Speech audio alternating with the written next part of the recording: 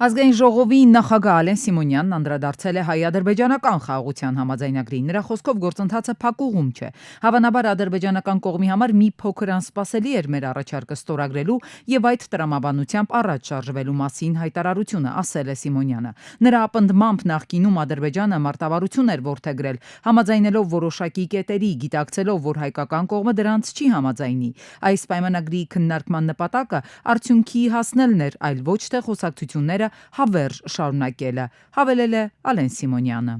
Չեմ կարծում, որ փակուղ է եւ չեմ կարծում, որ ձեր գնահատականները ճիշտ են։ Երևի թե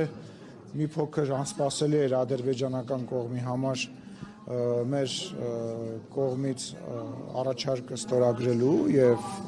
այդ տրամաբանության մեջ առաջ շարժվելու։ Երևի դրա հետ է պայմանավորված, բայց կարծում եմ, որ այդ կրակոցները, որոնք որ դուք մատնանշում եք, որ իրանց մամուլում տեղ գտած կար, դրանք առանձին հետաքննության առիթ են եւ կարող են առանձին հետաքննության առիթ հանդիսանալ երկկողմ եւ այդ ուղղությամբ աշխատանքներ են տարվում,